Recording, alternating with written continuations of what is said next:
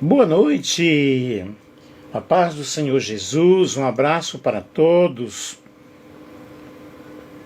Não fiz live hoje, não lembro se fiz ontem, mas nós vamos fazer neste momento, vamos falar sobre a origem da ideia de que o pecado não existe versus o conceito bíblico de pecado, a universalidade do pecado, a condição humana diante de Deus.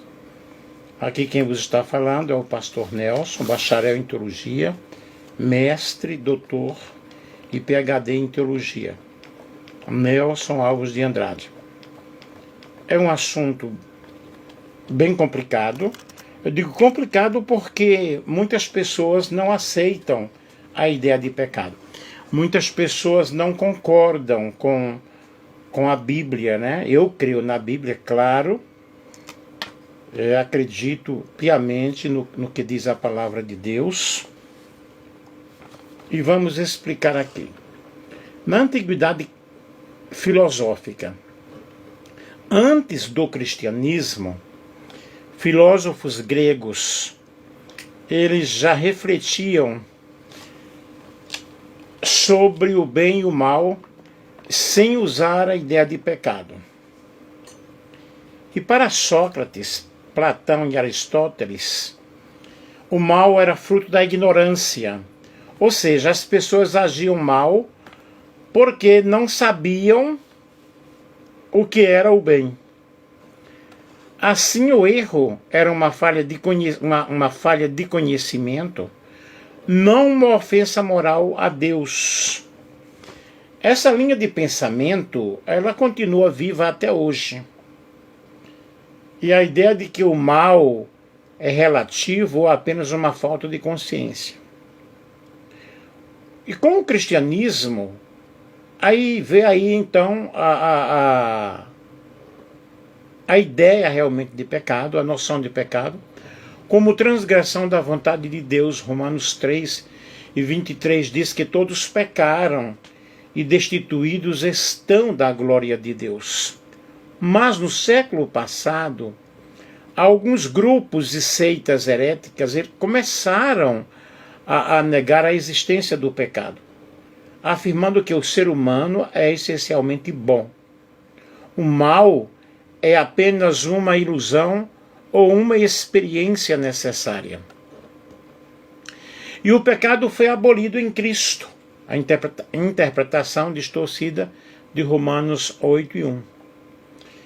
Exemplos históricos, nós temos aí então o gnosticismo no século II, no século II, que dizia que o corpo e a matéria eram maus, mas o espírito era puro.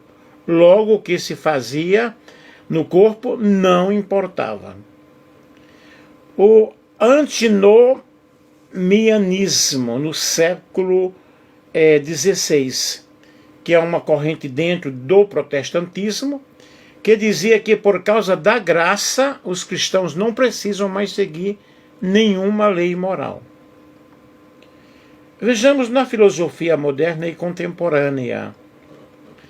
Com o iluminismo, século XVIII, veio a ideia de que o homem é autônomo, livre e capaz de definir o bem e o mal por si mesmo. Aí nós temos Nietzsche, do século XIX, que declarou Deus está morto, o que significava que a lei moral tradicional, baseada em Deus, perdeu seu fundamento. Depois disso, muitos pensadores passaram a ver pecado como um conceito religioso ultrapassado, criado apenas para controlar o comportamento. Vejamos na cultura atual. Hoje a ideia de que não existe pecado aparece de forma mais sutis. Cada um tem sua verdade. O que importa é ser feliz. Nada é errado se não faz mal a ninguém. Esse relativismo moral é fruto da negação de valores absolutos. A sociedade moderna tende a substituir pecado por erro, falha, desequilíbrio, algo psicológico e não espiritual. Em resumo, nós temos então aí a filosofia grega, a ideia principal, o mal é ignorância, e o efeito sobre o conceito de pecado, o pecado não existe como culpa. No cristianismo bíblico, o pecado é ofensa contra Deus, e o efeito sobre o conceito de pecado, necessidade de arrependimento. O homem precisa passar pelo processo do arrependimento. Nas heresias antigas, o corpo e a lei não importam. Aí nós temos esse efeito sobre o conceito de pecado. Nós temos então a relativização moral. Iluminismo e modernidade, o homem é autônomo. Aí nós temos a rejeição da moral divina. E na cultura atual, tudo é relativo. Pecado é tabu religioso. Então a origem da ideia de que não existe pecado, das antigas filosofias ao relativismo moderno, nós temos aí a noção que sempre presente nas tradições religiosas como símbolo da separação entre nós e Deus. No entanto, ao longo da história, surgiram correntes filosóficas, teológicas e culturais que negam ou relativizam o conceito de pecado, substituindo-o por ideias como erro, ignorância, desequilíbrio ou simples liberdade pessoal. Portanto, esse estudo, na realidade, ele busca compreender de onde surgiu a ideia de que o pecado não existe, traçando sua evolução desde a filosofia grega antiga, passando por heresias cristãs, até chegar ao pensamento secular moderno e pós-moderno. Vejamos o conceito bíblico de pecado. Na teologia cristã, o pecado é compreendido como transgressão da vontade divina, transgressão da lei de Deus. A palavra hebraica atartian e o termo grego amartia significam literalmente errar o alvo. E a Bíblia declara: porque todos pecaram e destituídos estão da glória de Deus. Romanos 3:23. O pecado, portanto, não é apenas uma falha moral ou social, mas uma ruptura no relacionamento do homem com Deus. Ele nasce da rebelião interior contra o Criador e resulta na morte espiritual. Romanos 6:23. Todos estão mortos espiritualmente. As raízes filosóficas da negação do pecado, nós vemos aí a filosofia grega. Antes do cristianismo, a moralidade era entendida em termos intelectuais e não espirituais. Sócrates, ele ensinava que o mal é fruto da ignorância. Quem conhece o bem, o pratica. Platão via o erro como afastamento da ideia do bem, não como culpa moral. Já Aristóteles compreendia o mal como desequilíbrio do bem, não como culpa. Compreendia o mal como desequilíbrio das virtudes. Ok? Platão via o erro como afastamento da ideia do bem, não como culpa moral. Aristóteles compreendia o mal como desequilíbrio das virtudes. Assim, o conceito de pecado como ofensa a Deus não existia. O mal era apenas falta de sabedoria. Essa visão influenciou muitos pensadores posteriores que rejeitaram a noção de culpa espiritual. Vejamos então heresias e a negação do pecado na era cristã. Eu já citei, vou citar mais uma vez, desde os primeiros séculos surgiram movimentos que deturparam a doutrina do pecado. O gnosticismo acreditava que o corpo era mau e o espírito bom. Logo, o que se fazia no corpo não tinha valor moral. Essa separação levou à ideia de que Não existe o pecado real, apenas ignorância espiritual. Isso no século II, com o gnosticismo. E o antinomianismo no século XVI, e durante a Reforma, alguns grupos protestantes radicais afirmavam que, por estarem sob a graça, o que eu já falei, os cristãos não estavam mais sujeitos à lei moral. Baseavam-se, então, em uma interpretação errada de textos como Romanos 8:1, e que acabava afirmando que o pecado deixou de existir para os salvos, por causa da graça, e que Jesus aboliu o pecado na cruz. Na realidade, a Bíblia diz em João 3,16 que Deus amou o mundo de tal maneira que deu o seu Filho unigênito, para que todo aquele que nele crê não pereça, mas tenha a vida eterna. E eu estou agora com a graça de Cristo, mas isso não significa que o pecado não exista, porque existe uma luta constante dentro de mim, da alma, do meu espírito, da minha alma. Há uma luta muito forte. O espírito luta contra a carne, e a carne contra o espírito. Aí nós temos o pelagianismo, pregado por Pelágio no século V. Esse pensamento negava o pecado original, dizendo que o homem pode escolher o bem sem a graça divina. Assim, o pecado era visto apenas como ato voluntário, não como condição da natureza humana. Vejamos a filosofia moderna e o declínio da moralidade absoluta. Com o iluminismo no século XVIII, a razão humana passou a ser a medida de todas as coisas. Pensadores como Immanuel Kant e Jean-Jacques Rousseau afirmavam que o homem é naturalmente bom. Deixa eu ver aqui.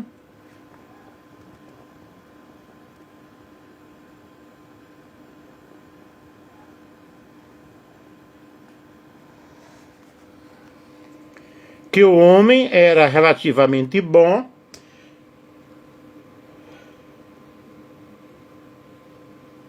é que teve uma mensagem aqui, eu tive que ver, tá? Então, como eu estava dizendo, pensadores como Immanuel Kant e Jean-Jacques Rousseau afirmavam que o homem é naturalmente bom e que o mal vem da sociedade ou da ignorância.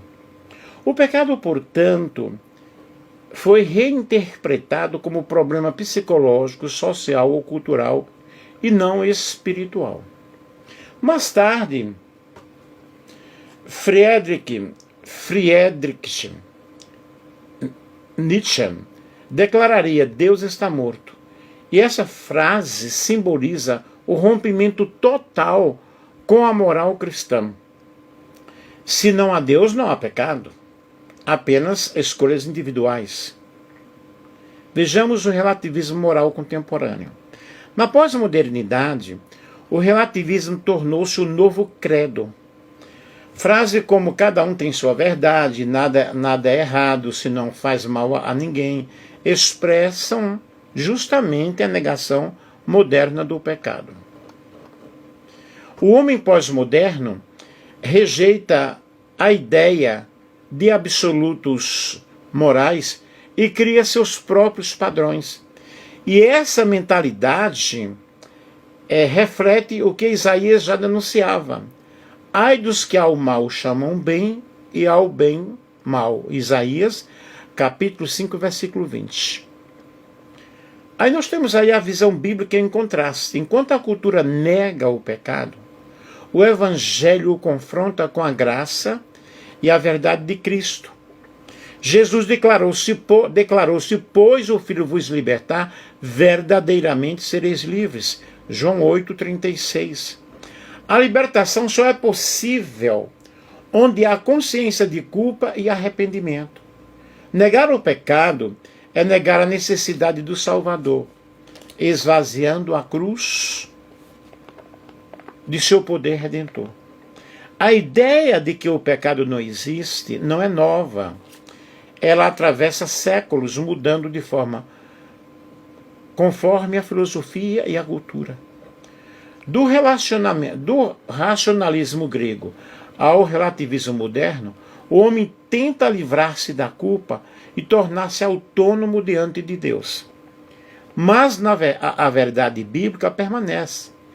Se dissermos que não temos pecado, enganamo-nos a nós mesmos e a verdade não está em nós. 1 João, capítulo 1, versículo 8. Esses dias eu ouvi uma live, estava assistindo uma live e a pessoa afirmando categoricamente, na realidade, que o pecado não existe. E aqui eu estou dando uma visão geral, né? A negação do pecado é, em última instância, a mais profunda forma de pecado, pois rejeita o diagnóstico divino e o remédio da graça. Vejamos a universalidade do pecado, a condição humana diante de Deus. Desde os primórdios da humanidade, a Bíblia apresenta o pecado não apenas como um ato isolado, mas como uma condição universal que afeta toda a raça humana. A doutrina da universalidade do pecado afirma que ninguém está isento da corrupção moral herdada de Adão. Romanos 15, 8. E aqui nós temos o objetivo justamente de mostrar, analisar a origem, o alcance e as consequências dessa realidade espiritual, contrastando-a com as tentativas humanas de negar sua existência ou minimizar os seus efeitos. A origem do pecado na humanidade. O relato de Gênesis, capítulo 3, mostra que o pecado entrou no mundo pela desobediência de Adão e Eva, quando escolheram rejeitar a vontade de Deus. Portanto, assim como por um só homem entrou o pecado no mundo, e pelo pecado a morte, assim também a morte passou a todos os homens, porque todos pecaram. Romanos 5,12. E esse versículo revela o princípio da solidariedade da raça humana. Todos nós estávamos em Adão, e sua queda se tornou nossa herança espiritual. A partir desse momento, o homem passou a ter uma natureza inclinada ao mal, incapaz de obedecer plenamente à vontade divina por si só. Vejamos o testemunho bíblico da universalidade do pecado. A Bíblia é unânime ao declarar que o pecado alcançou todas as pessoas, todas as raças e nações, sem exceção. No Antigo Testamento, em 1 Reis 8,46, não há homem que não peque. Salmo 14, versículo 3, todos se desviaram, juntamente se corromperam, e não há quem faça o bem, não há nenhum sequer. Então não adianta nós batermos no peito e falarmos não temos pecado, porque nós somos pecadores. Existem pessoas tão orgulhosas espirituais que uma vez que ela aceita a Cristo como seu Senhor, como seu Salvador, que é o único mediador entre Deus e os homens, ele é o único meio de salvação, não existe outra forma, não existe outro caminho. Mas aí sentem-se como se fossem donos da verdade e pregam e ensinam como se as pessoas são pecadoras, eu sou santo, eu não peco. Não é assim. A Bíblia diz, não há homem que não peque. Todos nós falhamos, todos nós pecamos. No Novo Testamento, em Romanos 3,23, diz, porque todos pecaram e destituídos estão da glória de Deus. 1 João, capítulo 1, versículo 8, diz, se dissermos que não temos pecado, enganamo-nos a nós mesmos e a verdade não está em nós. Esses textos confirmam que o pecado não é uma exceção, mas uma regra universal da condição humana. Vejamos sobre a natureza e as consequências do pecado universal. O pecado como corrupção da natureza. A teologia chama essa herança de pecado original, que se refere à corrupção interior, herdada de Adão. O ser humano nasce com uma tendência natural para desobedecer a Deus. Salmo 51, versículo 5 diz, Eis que em iniquidade fui formado, e em pecado me concebeu a minha mãe. Vejamos o pecado como separação. A consequência mais grave do pecado é a separação espiritual entre Deus e o homem.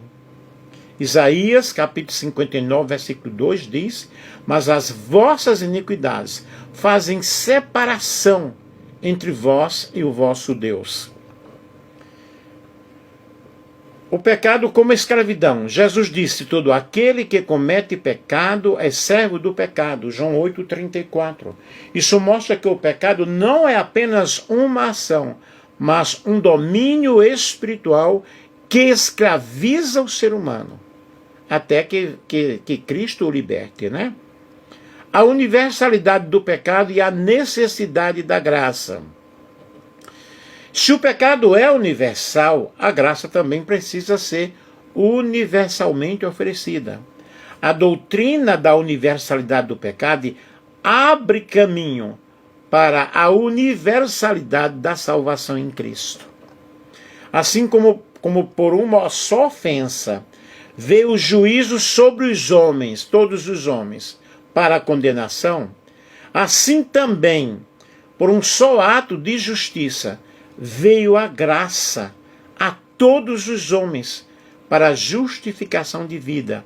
Romanos capítulo 5, versículo 18. A cruz é, portanto, a resposta divina ao problema humano mais profundo. O Evangelho, na verdade, não nega a miséria do homem, mas oferece a redenção total mediante a fé. Aí nós temos aí tentativas humanas de negar a universalidade do pecado.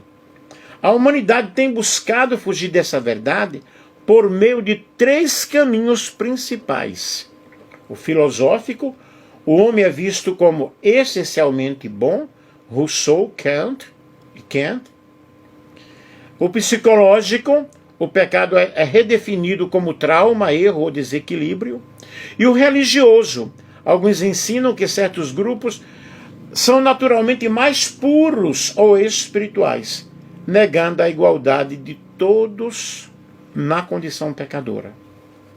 Não existe esse fulano mais puro, a congregação que obedece mais, a congregação verdadeira, a igreja verdadeira, o povo que não peca, o povo que segue a vontade de Deus. Todos pecaram.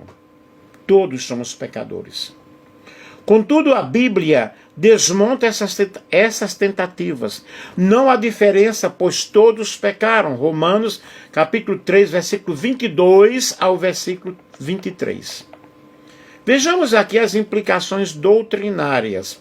A doutrina da universalidade do pecado é fundamental para o cristianismo bíblico, e negá-la implica rejeitar a necessidade do arrependimento, tornar desnecessária a cruz de Cristo e reduzir a graça a mero sentimento moral.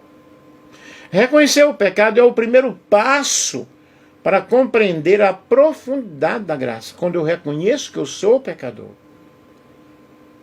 E a Bíblia diz que a fé vem pelo ouvir, e ouvir a palavra de Deus. Quando eu reconheço que eu sou pecador e entrego a minha vida ao Senhor, confesso os meus pecados, é claro que o Senhor vai perdoar os meus pecados e vai me ensinar a viver uma vida de santidade. A universalidade do pecado é uma verdade que humilha o orgulho humano, mas exalta a glória de Cristo. Todos pecaram, mas todos podem ser alcançados pela graça.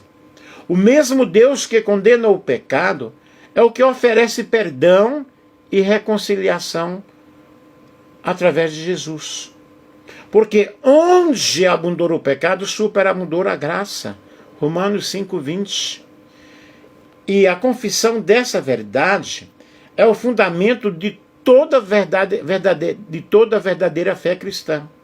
O homem é pecador, mas Deus é poderoso para salvá-lo completamente. E vou repetir aqui o que eu falei de João 3,16. Que Deus amou o mundo de tal maneira que deu seu Filho unigênito, para que todo aquele que nele crê não pereça, mas tenha a vida eterna. E a vida eterna é esta, que venhamos a conhecer a Jesus Cristo, enviado por Deus, aceitando-o em meu coração, procurando obedecer, sabendo que eu peco todos os dias. Mas a palavra de Deus nos diz, filhinhos, não pequeis. Mas se todavia alguém pecar, temos um advogado junto ao Pai, Jesus Cristo, o justo.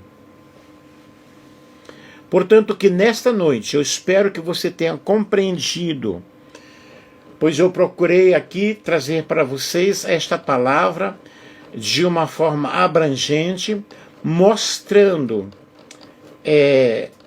a origem do pecado, mostrando também a origem da ideia de que o pecado não existe, mostrando o conceito bíblico, mostrando para vocês a universalidade do pecado, a nossa condição humana diante de Deus e que nós precisamos cada dia confessar os nossos pecados, pedir perdão ao Senhor. E eu reitero aqui, não existe ninguém melhor do que o outro. Todos estamos no mesmo barco. Todos estamos na mesma condição. Porém, se eu entregar a minha vida ao Senhor Jesus Cristo, Ele está pronto a perdoar os meus pecados. Eu não estou dizendo para você, igreja tal é a melhor, igreja tal tal igreja não presta. Eu não estou dizendo isso, não é isso. Nós estamos na mesma condição de seres humanos que dependemos da graça de Deus. Dependemos da misericórdia do Senhor. Eu espero que você tenha compreendido e que você possa entregar a tua vida ao Senhor Jesus Cristo, buscando nele a força, o poder, o perdão, a misericórdia, a graça de Deus que nos envolve a cada dia, a cada momento, e que nós possamos aceitar a obra da salvação, a obra da cruz, a obra da redenção, que foi feita através de Jesus na cruz do Calvário. Somente Ele é o Salvador. Não existe outro, não existe Maria, não existe Paulo, não existe Pedro. Somente Jesus é o Salvador. Somente Ele é o único mediador. Nele você pode confiar, pode confessar os seus pecados para Ele, pode orar para Ele. Tá? A Bíblia não manda orar para outros, somente para Deus, a Deus, e orando em nome de Jesus. Que Deus abençoe a todos, um grande abraço, um feliz sábado, que Deus possa abençoar a todos vocês e que nós possamos lutar para juntos chegarmos aos céus, porque esta é a nossa esperança. Já basta de tanto sofrimento nesse mundo, tanta calamidade, tanta coisa, são consequências também dos nossos pecados, muitas coisas, a maioria delas são consequências dos nossos pecados, consequências porque nós não cuidamos da natureza, uma série de coisas por aí, mas em Cristo e por Cristo. E que o amor de Deus esteja na tua casa, no teu lar, na tua vida nesta noite, para a glória de Deus, em nome de Jesus. Um grande beijo, um grande abraço.